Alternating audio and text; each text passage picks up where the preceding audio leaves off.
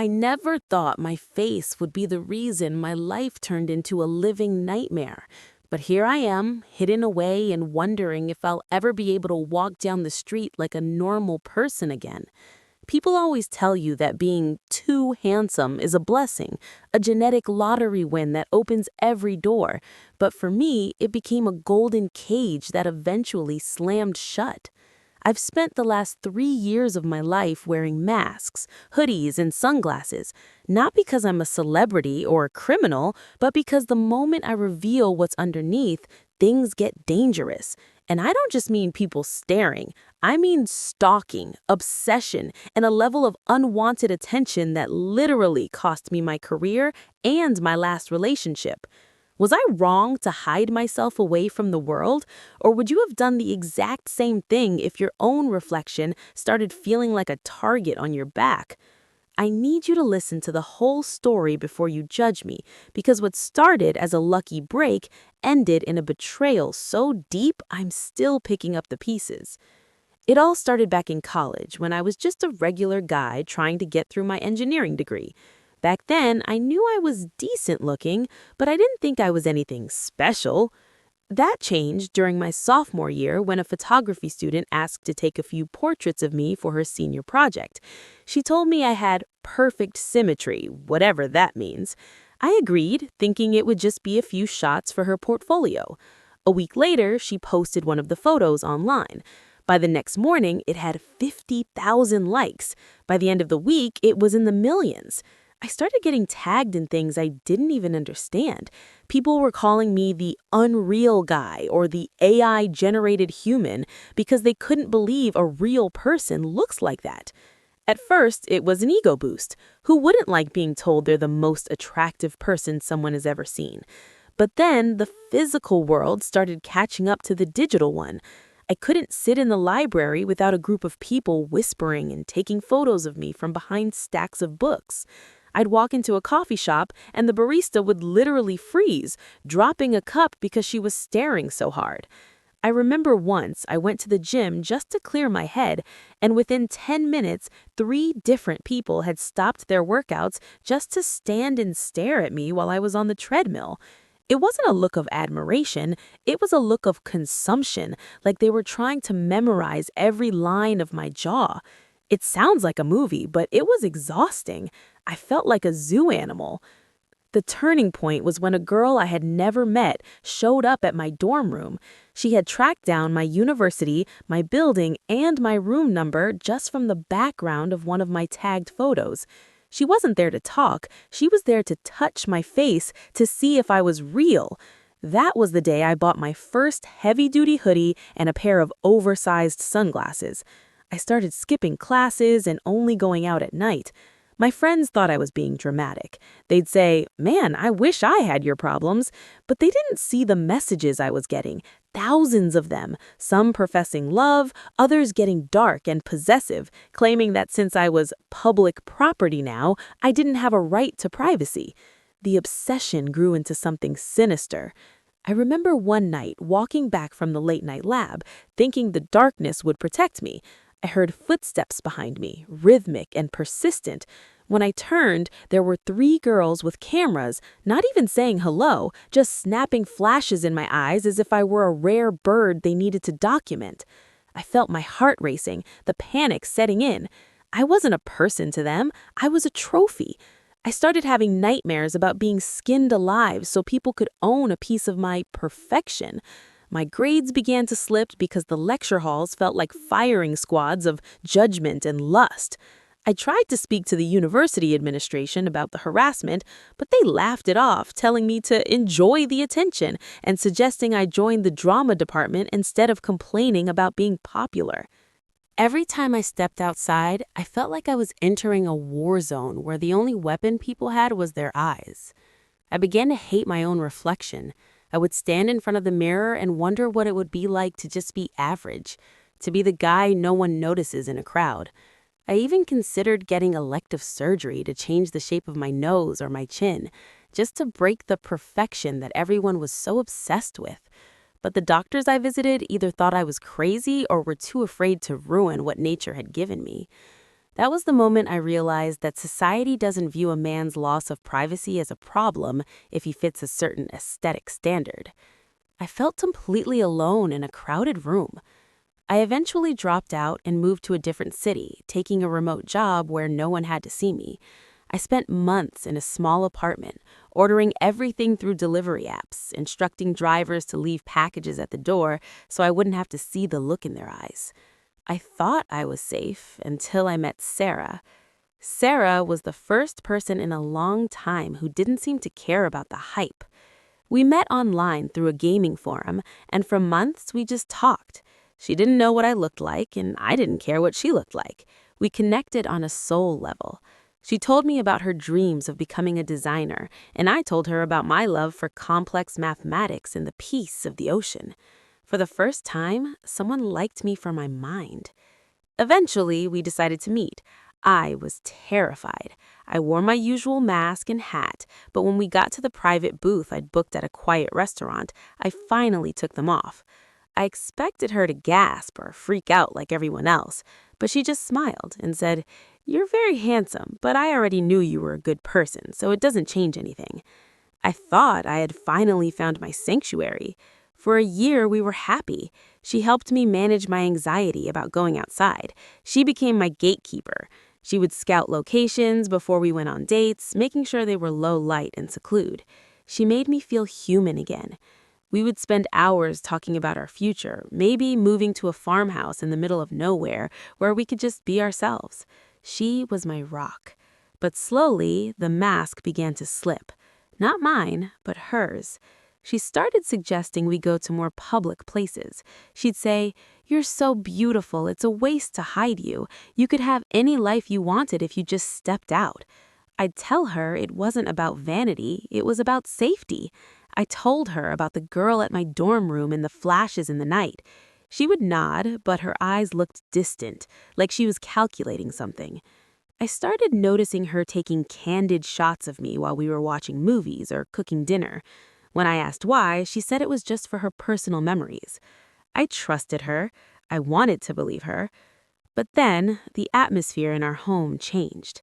She became obsessed with my skincare, my hair, the way I dressed. It felt like she was grooming me for a debut I never agreed to. She started joking about how we could buy a mansion if I just did one photo shoot. I laughed it off at first, but the jokes became more frequent and more intense. One evening, I came home early and heard her on the phone in the other room. She was using words like unexploited market, viral potential, and the face of the decade. My blood ran cold. I waited until she fell asleep that night, my hands trembling as I reached for her phone. I knew her passcode. She had given it to me as a sign of trust. What I found was a systematic betrayal. There were hundreds of photos of me, sorted into folders. There were email chains with high-end modeling agencies and reality TV producers. She was positioning herself as my manager, promising them she could break my shell and deliver the faceless prince to the world for a massive payout. She had even shared my location history with them to prove I was the real guy from the viral photos years ago. She had a spreadsheet of potential earnings, detailing how much my first reveal would be worth in an exclusive magazine deal. She had even reached out to a plastic surgeon to ask if they would sponsor a touch-up procedure for me to make me even more camera-ready. She wasn't in love with me. She was in love with the idea of being the person who discovered me and cashed in on my face. She saw me as a lottery ticket she'd found in the trash. So, that's the situation I was in. The one person I trusted was trying to sell my privacy to the highest bidder behind my back. I had to make a choice. Do I let her exploit me and step into a spotlight that has already ruined my mental health? Or do I burn it all down to protect my peace? Before I tell you how I handled the betrayal and where I am now, I want you to pause and comment below what you would have done in my shoes. Would you have taken the fame and the money, or would you have felt as violated as I did?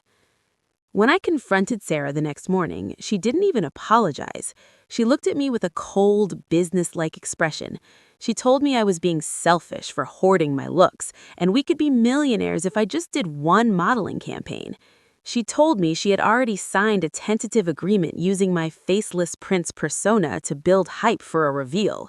She said, "Everyone wants to be you, and you're just throwing it away. I'm doing this for our future." I realized then that she didn't see me as a man at all. I was just an asset. I felt like an object, a piece of meat she was ready to carve up for a commission. That night, I packed my bags while she was out on a business dinner with one of the agents. I felt a strange sense of clarity. I knew she had a folder of those sleeping photos on her cloud drive. I'm not proud of it, but I used my tech background to gain access to her accounts. I didn't just delete them, I wiped the entire drive. I also sent a formal cease and desist from a lawyer friend to the agency she was talking to, stating that any use of my likeness would result in a massive lawsuit, and that the manager in question had no legal rights to represent me. I changed my phone number, deleted my old emails, and withdrew every cent in our joint account, money that I had earned from my remote work anyway.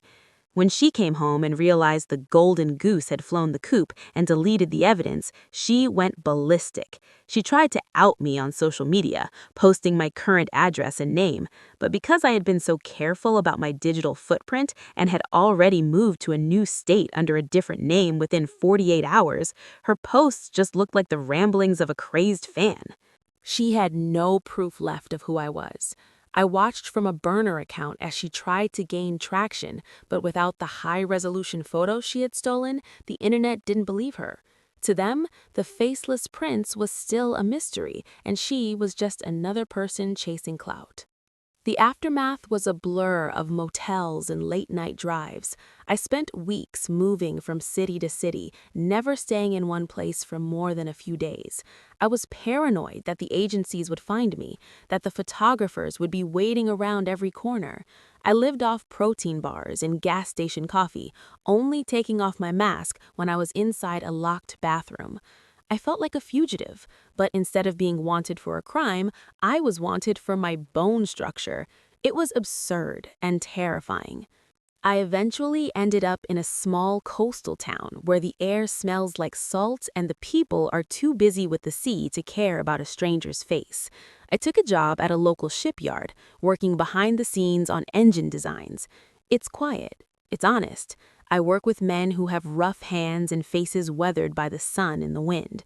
They don't look at me and see a prince. They just see a guy who knows how to fix a turbine. I still wear my hat low, and I don't go to parties, but for the first time in years, I can breathe. I've made one or two friends here, real people who know I'm shy and respect my boundaries. They don't ask why I never take my hoodie off at the pub. They just pass me a beer and talk about the tide. Sarah tried to contact my parents, but I had already warned them.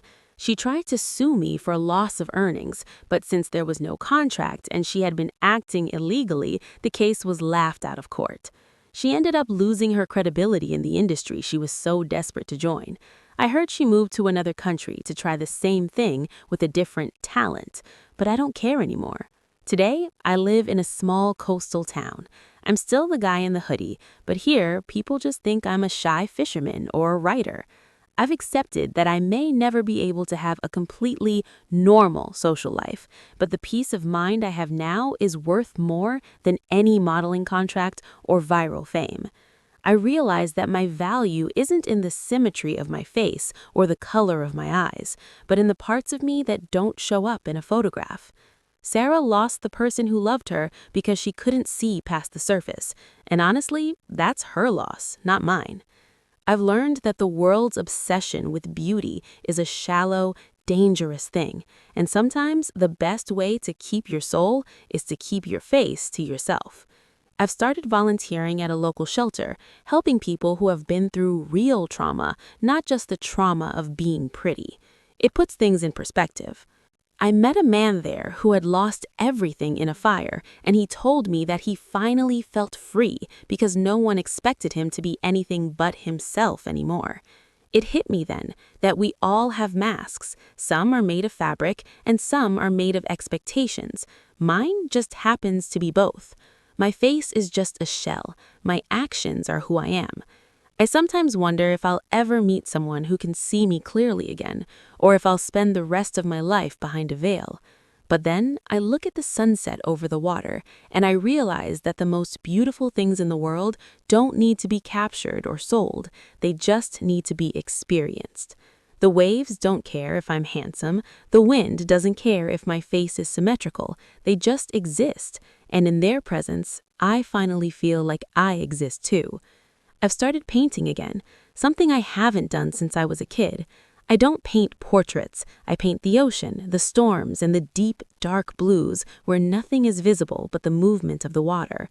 It's my way of speaking without being seen. If there's one thing this whole ordeal taught me, it's that privacy is a luxury we don't appreciate until it's gone, and being perfect on the outside is often a curse for what's on the inside. Don't ever let someone turn you into a product, no matter how much they promise it's for your own good. Your identity is your own, and no amount of money can buy back the feeling of being hunted. I hope that one day we live in a world where a person's appearance is the least interesting thing about them. Until then, I'll keep my secrets and my peace. Like this video if you are on my side and think I was right to walk away from the fame and the girl. Subscribe for more stories like this where we dive into the weird and dark side of reality. Share your final thoughts on this whole mess in the comments section. Do you think I'm being too paranoid, or is the world really that obsessed? I'll see you all in the next story.